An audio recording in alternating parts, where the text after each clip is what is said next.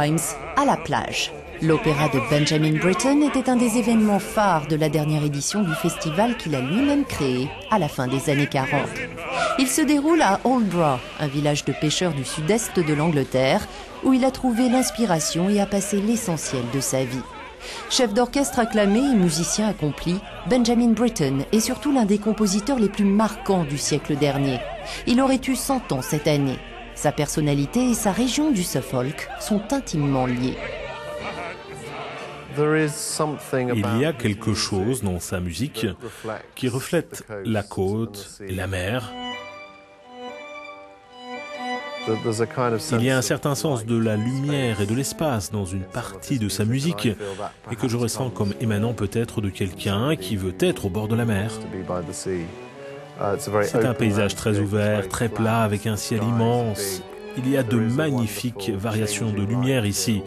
Il y a une sorte de simplicité, d'austérité qui rendent ce lieu très spécial.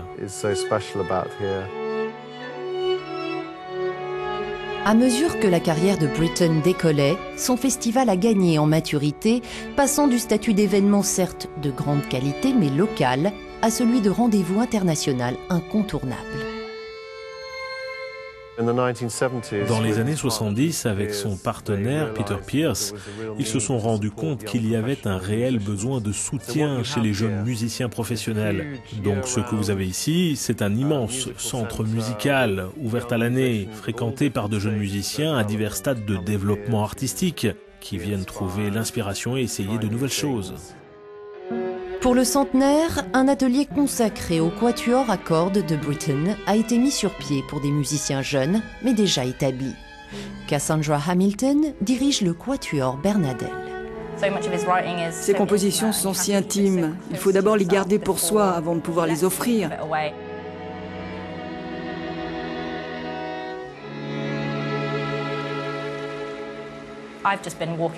Pendant les pauses, je me promène le long de la plage. Le silence y est extraordinaire. Vous ne pensez plus à rien, vous n'écoutez plus rien.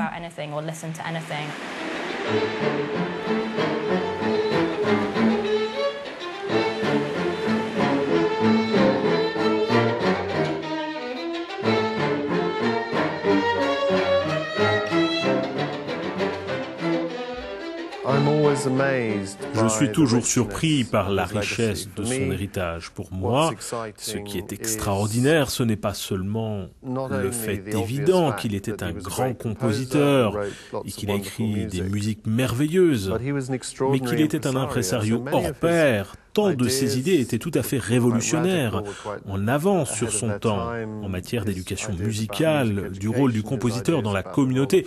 Il a fait tout cela avant les autres en Europe.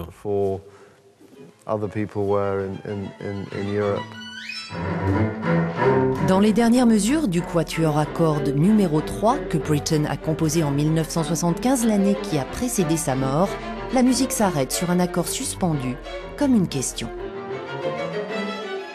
Je pense que c'est une question du type « Y a-t-il ou non une vie après la mort ?» C'est une énigme qui, je pense, ne pourra jamais être résolue. Et ça me plaît parce que c'est totalement inattendu. Mais c'est en fait ce que Britten fait le mieux. Il nous surprend toujours.